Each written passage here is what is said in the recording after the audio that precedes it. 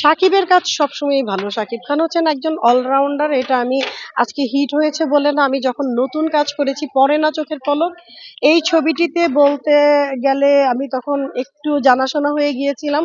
কারণ মাত্র ইতিহাস ছবি রিলিজ হয়েছিল, ইতিহাসের পরপরই কিন্তু সাকিবের সাথে পড়ে না চোখের পলক। তো ও যখন নতুন ছিল তখন এটিএন বাংলার একটি ছবি, এটিএন বাংলার ডিরেক্টররা অনেক হিরো খুঁজছিলেন, তখন আমি কিন্তু শাকিব খানকে রিকমেন্ডস করেছিলাম ওখানে যে শাকিব খানকে আপনারা দেখতে পারেন।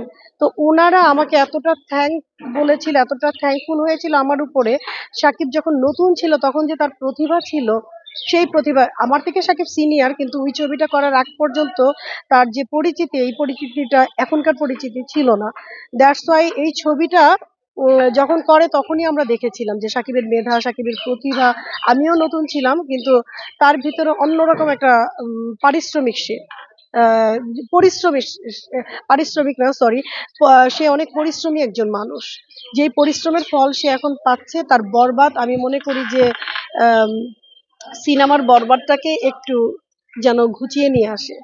সেই সুযোগটা আসলে মানে জনগণ বা দর্শক পাওয়ার আগে আমাদের তো সুযোগ পেতে হবে।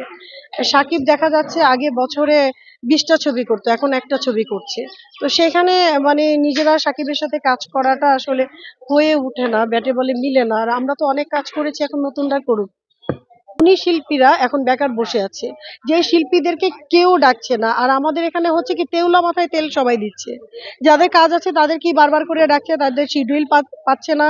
এতে করে নতুন শিল্পী তৈরি হচ্ছে না, বা যারা মেধাবী শিল্পী ছিল তারা একবারে বসে পড়েছে। তারা দেখা যাচ্ছে যে আমাদের কাছ থেকে ঈদে বা একটা নির্বাচনে হেল্প পাচ্ছে, বাট তারা যে অ্যাসেট, তাদেরকে যে তৈরি করা যায়, তারাও যে কাজ করে নিজেকে আহ ভরণ পোষণ করতে পারে, এই জিনিসটা কিন্তু আমরা ভুলে গেছি। তো আমি পাচ্ছে না মানে আসলে এই প্রথম নাটকটা আমি যদিও ওইভাবে করতে পারি নাই, যারা কাজ পাচ্ছে না তাদেরকে নিয়ে খুব কম সংখ্যক আর্টিস্ট এখানে কাজ করেছে, যারা কাজ পাচ্ছে না, যারা অনেক ডাক যাদের আছে, যারা অনেক ব্যস্ত আর্টিস্ট, তাদেরকে রেখেছি। তাদেরকে না রাখলে চ্যানেলটিতে চোখ পড়বে না দর্শকের। আমি মনে করি তাদেরকে রেখে তাদের ভিতর থেকে দুইজন একজন তুলে নিয়ে আসবো। এই উদ্যোগের কারণ হচ্ছে আমি বিগত কিছুদিন আগে শিল্পী সমিতিতে ইলেকশন করেছি। আপনারা জানেন আমি সর্বোচ্চ ভোট সেখানে পেয়েছি, সর্বোচ্চ ভালোবাসাটা পাই। তো এই ভালোবাসার জায়গা থেকে ওখানে আমার ধারণাই ছিল না যে আমাদের এত ঘুরে যাবে। একটা হচ্ছে প্রতিবাদী নারী, আরেকটার নাম হচ্ছে ঝগড়াটে পরিবার। এটা আমার একটা রত্নাকবির ইউটিউব চ্যানেল থেকে রিলিজ হচ্ছে। আর এটা কাজ করার মানে হচ্ছে আমরা যারা মোটামুটি পরিচিত আর্টিস্ট আছি, আমাদের মাঝখান থেকে দুইজন একজন করে নতুন আর্টিস্ট যারা শিল্পী সমিতির অন্তর্ভুক্ত, যাদেরকে কেউ ডাকে না, আমরা তাদেরকেই ডেকে কাজ করছি।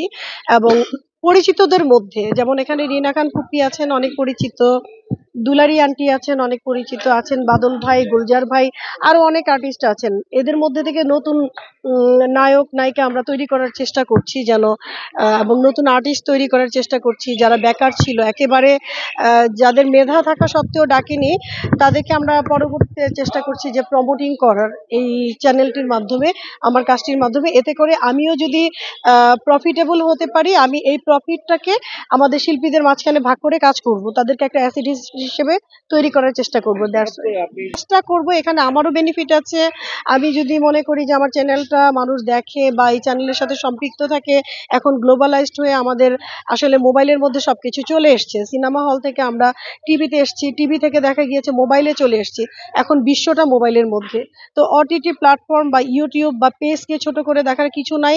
ওইটাও হলে গিয়ে 3 থেকে 400 ক্যাপাসিটির মানুষ দেখতো, হাজার হাজার জনগণ যেভাবে দেখতো, এটাও দেশ বিদেশ মিলে হাজার হাজার মানুষ দেখছে। তাদের জন্য আমরা খুব ব্যয়বহুল বলেন, নাটকে সাধারণত এত আর্টিস্ট একসাথে করা হয় না, আমি করেছি।